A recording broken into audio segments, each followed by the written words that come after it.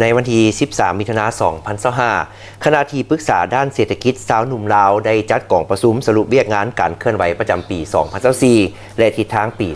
2025 อยู่ที่ห้องประชุมศูนย์กิจกรรมสาวหนุ่มและเยาวชนกองประชุมดังกล่าวโดยการเข้าร่วมของท่านทองหลีศรีสุริตรองเลขาคณะบริหารงานศูนย์กลางสาวหนุ่มประชาชนปฏิวัติลาวท่านวิไลสารพรหมมีไซ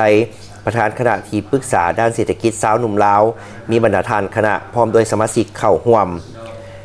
ท่านอาราวรวงศ์สันติรองประธานคณะที่ปรึกษาด้านเศรษฐกิจสาวหนุ่มลาวได้ขึ้นผ่านบทสรุปประจำปี 2024 และทิศทางแผนการในตัวหน้าปี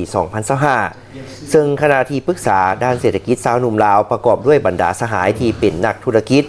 เป็นเจ้าของบริษัทเจ้าของกิจการเจ้าของโครงการต่างๆปัจจุบันนี้ประกอบมีคณะบริหารงานและสมาชิกทั้งหมด55สหายเป็นหญิง21สหาย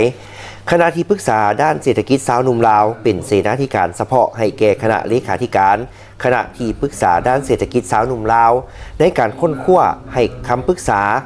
ให้การสุกยู่ช่วยเหลือส่งเสริมการสร้างเศรษฐกิจของสาวหนุ่มในแต่ละขั้นสำหรับแบบแผนวิธีการเฮ็ดเวียกแม่นปฏิบัติตามหลักการร่วมศูนย์ประชาธิปไตยเฮ็ดเวียกเป็นหมู่คณะบุคคลรับผิดชอบการปฏิบัติเวียกงานไปตามขั้นตอนมีการค้นคว้าปรึกษาหารือมีการสรุปกวดกาประเมินผล